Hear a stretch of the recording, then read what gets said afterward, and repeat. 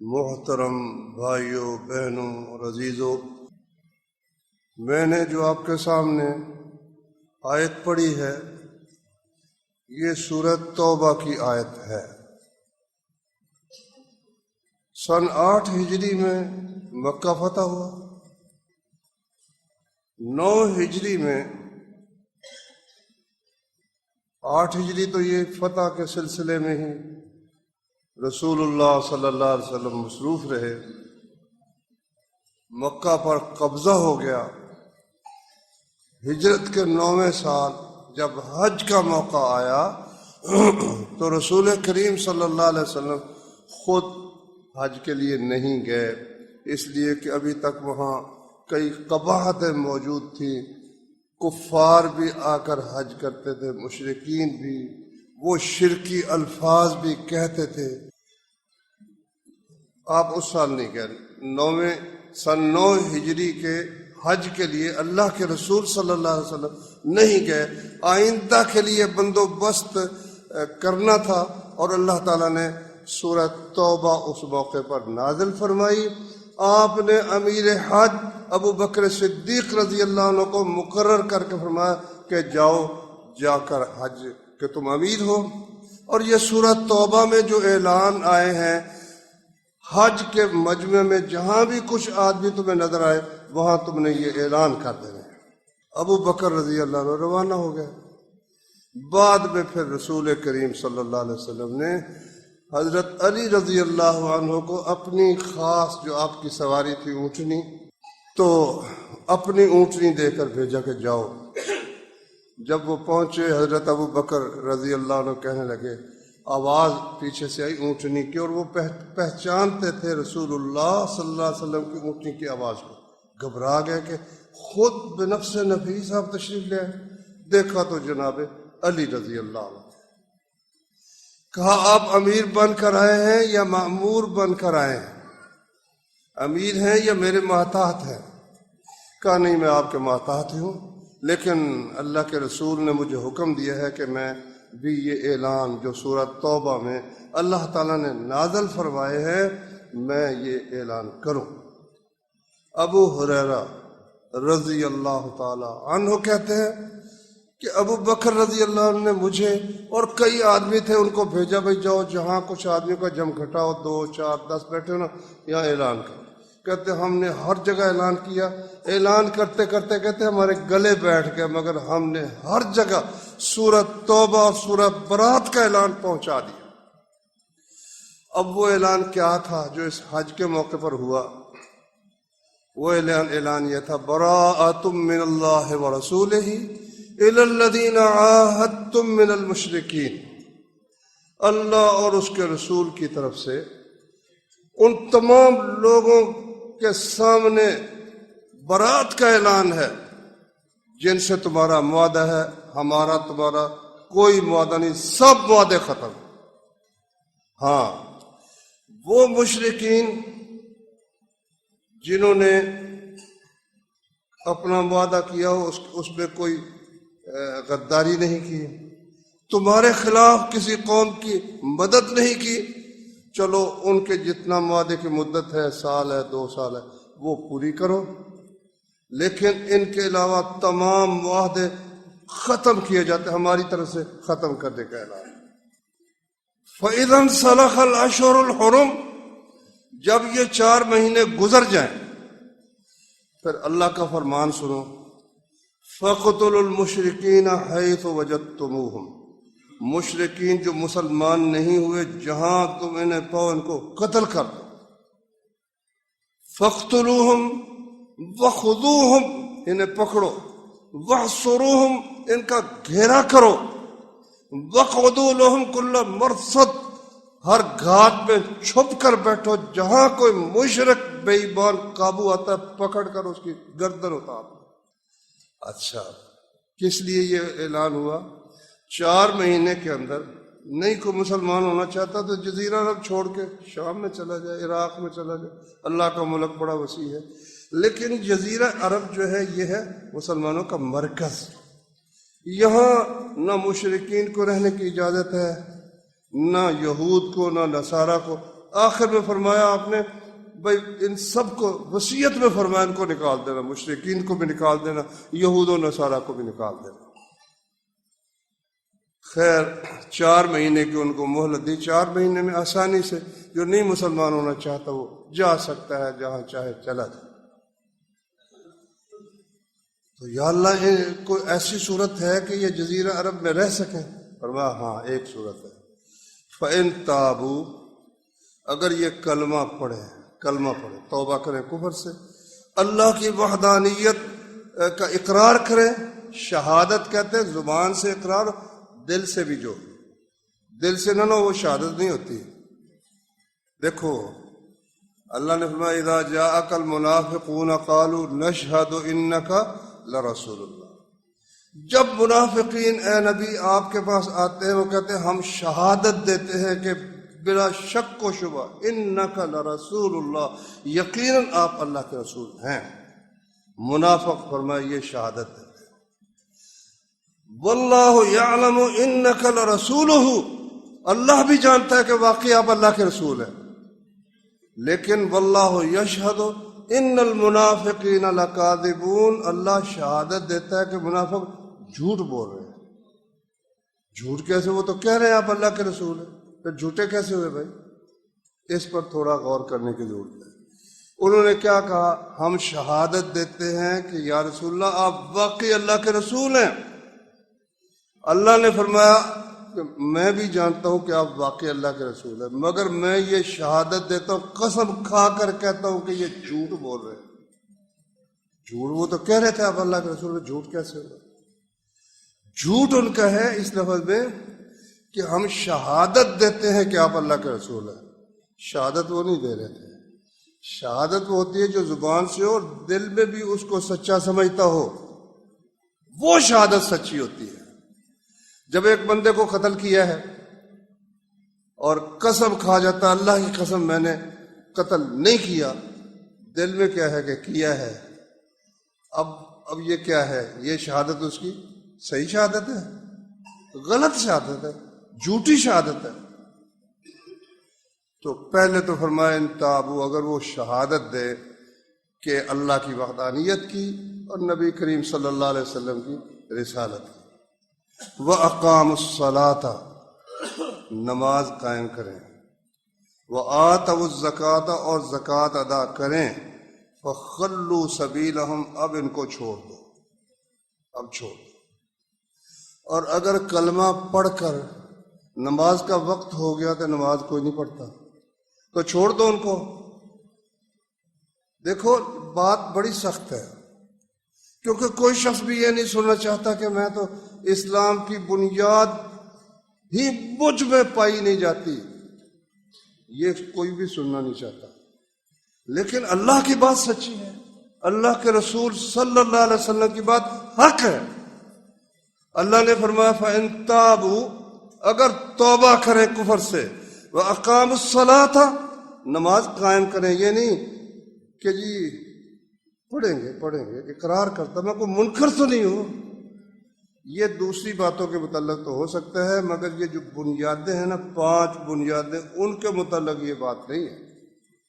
اگر ان میں بھی یہی ہے کہ مان لیا تو نماز کا وقت آیا تو بار سگریٹ ہی پیتا رہا، وہ کہتا ہے میں مسلمان ہوں، بلکہ تم سے بہتر مسلمان ہوں، اور تمہیں تو اپنے سجدوں پر فخر ہے، ہمیں اللہ کی رحمت کا سہارا ہے، کیا کیا فضول باتیں کرتے۔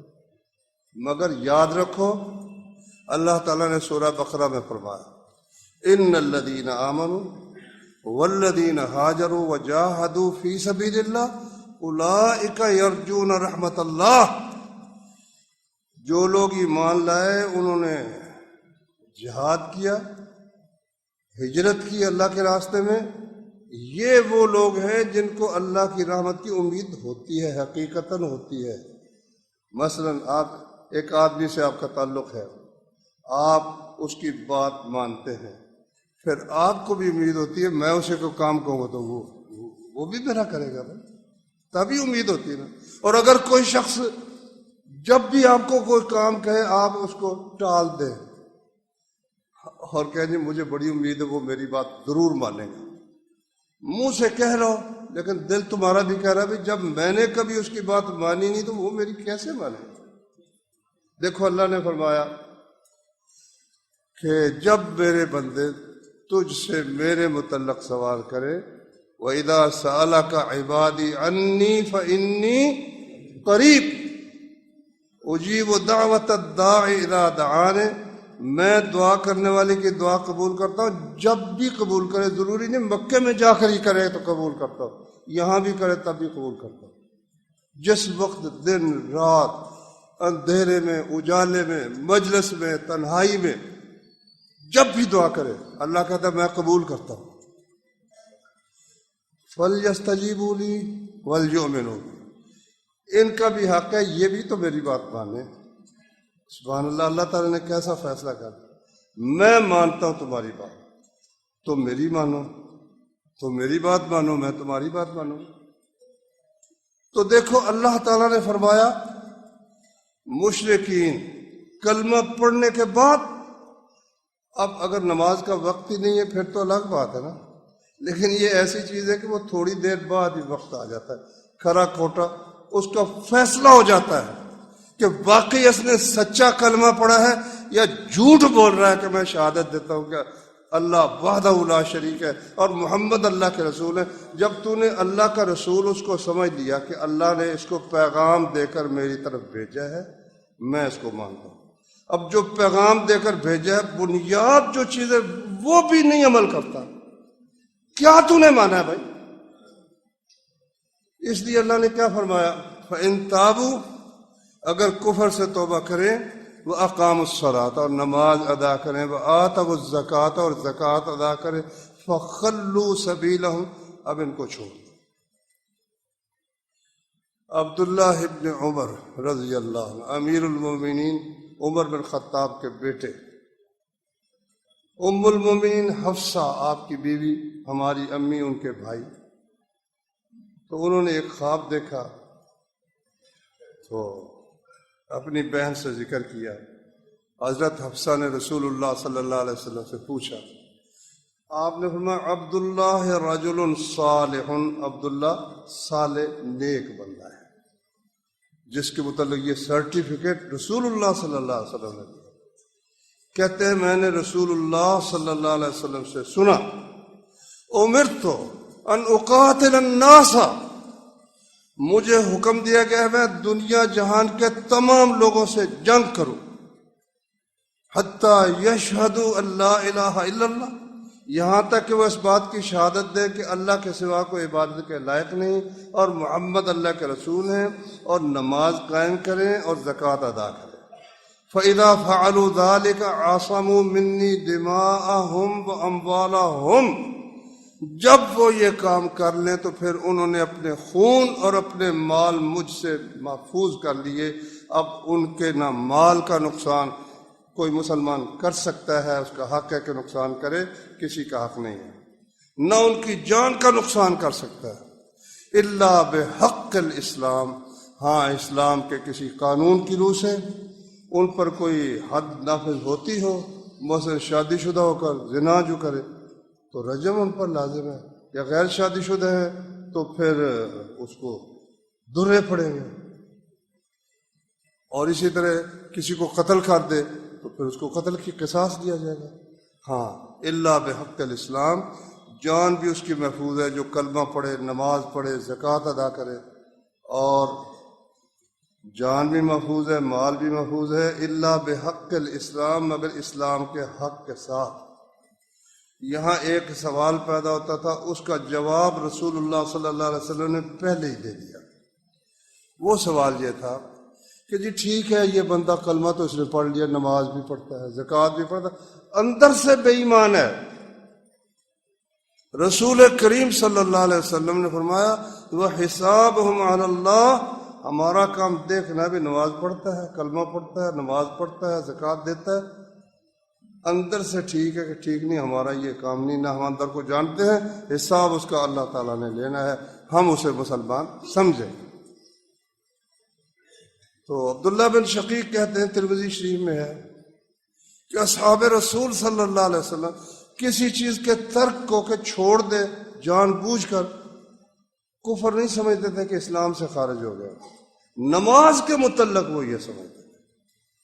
جس نے نماز العہد الذی بیننا و بینہم الصلاۃ، فرمایا ہمارا اور کفار کا جو آپس میں عہد ہے وہ یہ نماز اس کی نشانی ہے، جو نماز پڑھے گا وہ ہمارا ہے، جو نماز نہیں پڑھتا وہ ہمارا نہیں ہے۔ رسول اللہ صلی اللہ علیہ وسلم کی صاف حدیث ہے۔ اچھا، آپ اس آیت پر غور کریں۔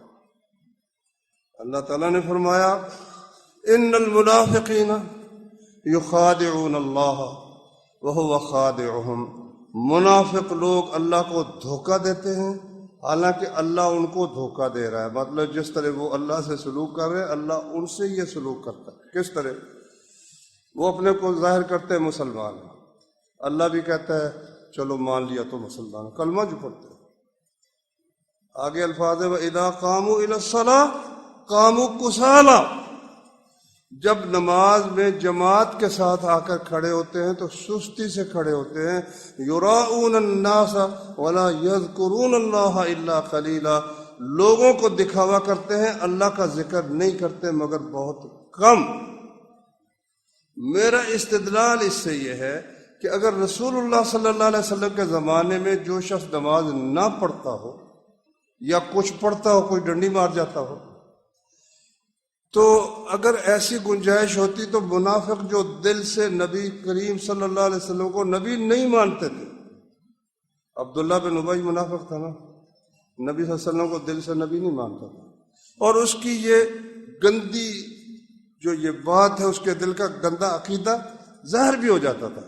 ایک جنگ سے واپس آ رہے تھے تو ایک مہاجر اور ایک انصاری کا جھگڑا ہو گیا، کچھ دوسرے مہاجرین انصار بھی آپس میں الجھ پڑے، نبی صلی اللہ علیہ وسلم نے صلح کروا دی۔ اب یہ تھا نا مدینے کا، تو انصار کا اپنے آپ کو ساتھی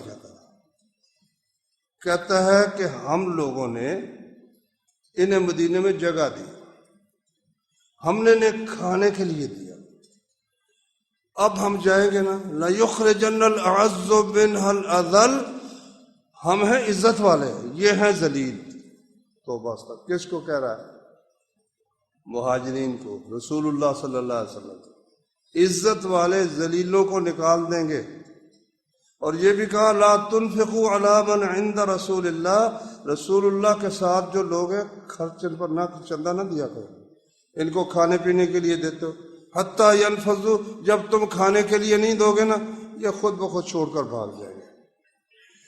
اتنا بڑا بے ایمان ہو کر مسجد میں آ کر جماعت کے ساتھ نماز کیوں پڑھتا ہے؟ مجھے یہ بتائیں، مسجد میں آ کر نماز کیوں پڑھتا ہے؟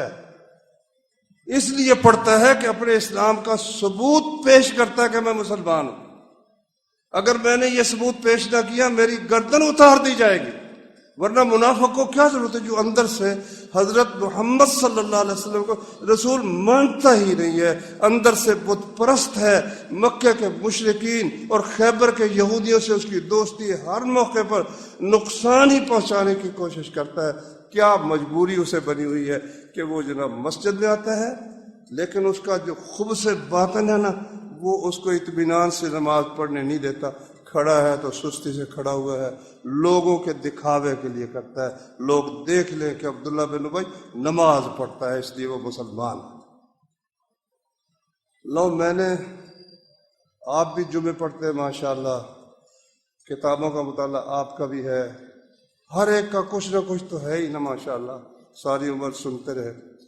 آپ مجھے بتائیں رسول اللہ صلی اللہ علیہ وسلم کے زمانے میں ایک شخص صرف جو نماز، ہر گناہ مل جائے گا، وہ بھی مل جائے گا کہ چوری کی ہاتھ کاٹ دیا گیا، زنا کیا درے مار دیے گئے یا رجم کر دیے گئے، شراب پی پھینٹی لگا دی گئی، قتل کیا یا قصاص ہو گیا یا دیت، ہر چیز کی آپ کو کچھ نہ کچھ مل جائے گا۔ لیکن ایک بندہ جو نماز نہ پڑھتا ہو اور اس کو حضرت محمد صلی اللہ علیہ وسلم، صرف اتنا ہی نہیں، تھوڑا آگے بڑھو، خلافت راشدہ میں حضرت ابوبکر کے زمانے میں، حضرت عمر، حضرت عثمان، حضرت علی کے زمانے میں ایک بندہ جو نماز نہ پڑھتا ہو اور اس کو مسلمان سمجھا گیا ہو، ایک مثال پیش کر دو، ایک مثال پیش کر دو، باقی گناہوں کی مثالیں مل جائیں گی آپ کو، لیکن نماز تو ایک علامت ہے بھائی، علامت ہے، علامت۔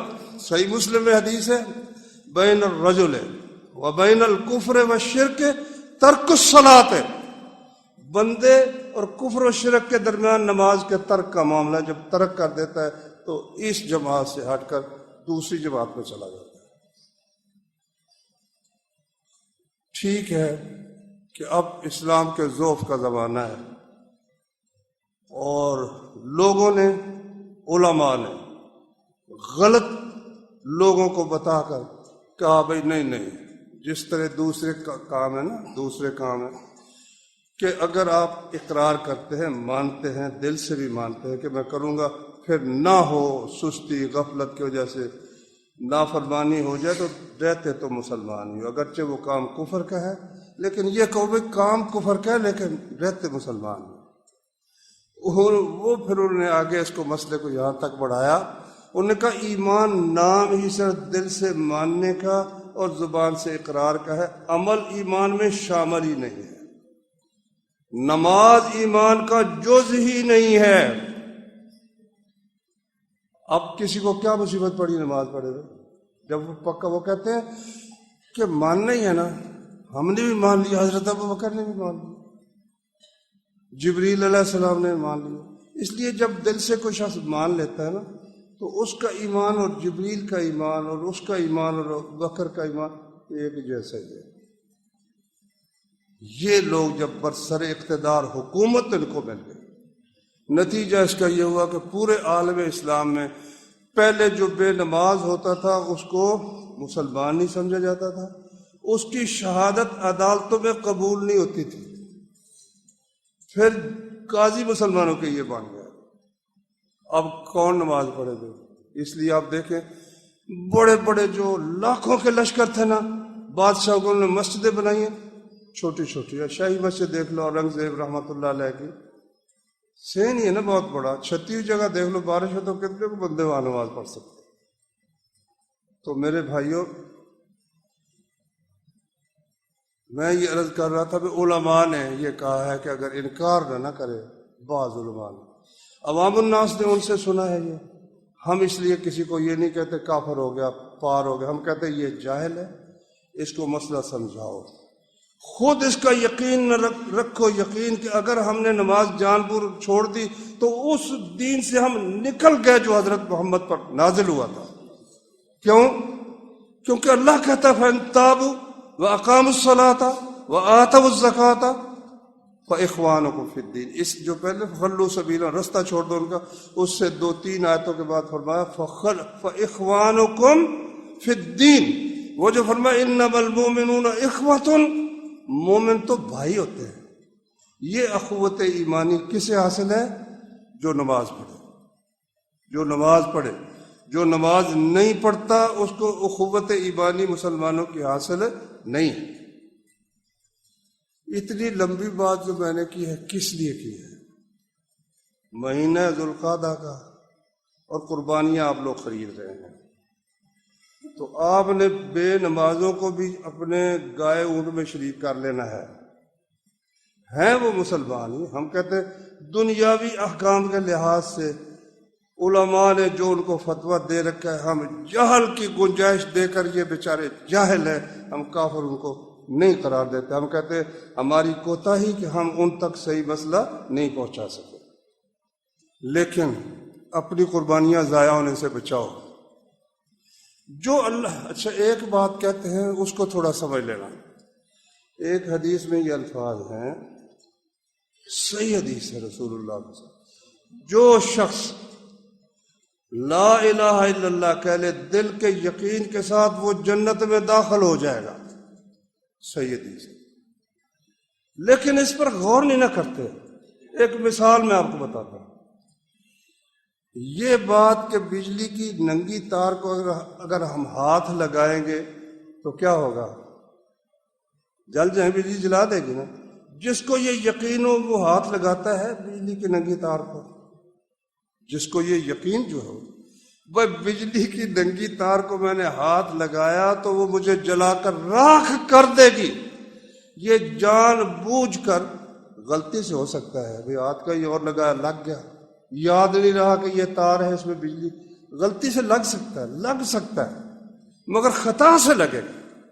جان بوجھ کر کوئی شخص یہ جانتے ہوئے کہ بجلی کے اس تار میں کرنٹ موجود ہے پھر اس پر ہاتھ رکھے، کبھی نہیں ہو سکتا۔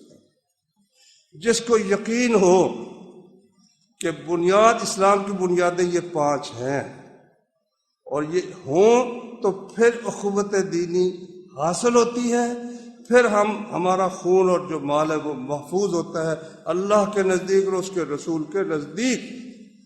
پھر اس کو اچھا یہ یقین ہے کہ پھر وہ نماز پڑھتا ہی نہیں، یہ یقین ہے، یہ لا الہ دل کے یقین کے ساتھ لا الہ، دل کا یقین کوئی نہیں کہتا بے شک ہے، لیکن جس کو دل سے یقین ہو وہ کیسے یہ کر سکتا؟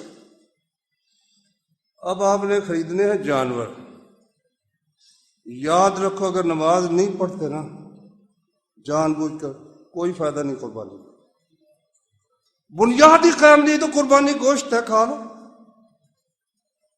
اگر چاہتے ہیں کہ ہماری قربانی قبول ہو تو یہ بنیاد قائم کرو بھائی، بنیاد قائم ہوگی تو اس پر استوار ہونے والی عبارت بھی استوار ہو سکے گی، لیکن اگر بنیاد ہی قائم نہیں تو اس پر عبارت کس طرح سے بن سکتی ہے؟ بنی الاسلام سنا ہے کبھی آپ نے؟ بنی الاسلام علی خمس، اسلام کی بنیاد کتنی چیزوں پر ہے؟ بنیاد ہی نہیں تو پھر عمارت کیسے کھڑی ہوگی؟ اس لیے جو بھائی نماز نہیں پڑھتے، ان کی بیویاں، ان کی بیٹیاں، ان کے بیٹے، بھائی گھر کے اندر بے نماز رہتے ہیں، ان کو واضح کر دے کہ تم اس شریعت، اس دین پر تمہارا ایمان صحیح نہیں ہے جو دین حضرت محمد صلی اللہ علیہ وسلم لے کر آئے، اور بے شک کتنا قریبی رشتہ دار ہے، اگر وہ شرک میں مبتلا ہے، بالکل اس کے ساتھ حصہ مت ڈالو، کیونکہ اللہ تعالیٰ مشرک کا نہ فرض قبول کرتا ہے نہ نفل قبول کرتا ہے۔ اور اگر کوئی شخص چلو توحید کا عقیدہ تو ہے، نماز کوئی نہیں پڑھتا، تو وہ جو ہے نا اخوانکم فی الدین ہے نا، پڑھی میں نے، ان تابوا واقاموا الصلاۃ وآتوا الزکاۃ فاخوانکم فی الدین، نماز پڑھیں، شرک و کفر سے توبہ کریں، نماز پڑھیں، زکوٰۃ ادا کریں، پھر دینی بھائی ہیں، ورنہ دینی بھائی کوئی نہیں۔ رشتہ داری ہے، چچے کا بیٹا ہے، بھائی ہے، والدین میرے اور اس کے ایک ہے، بھائی ہے، یہ دنیاوی اخوت ہے، دینی اخوت نہیں، دینی اخوت نہیں۔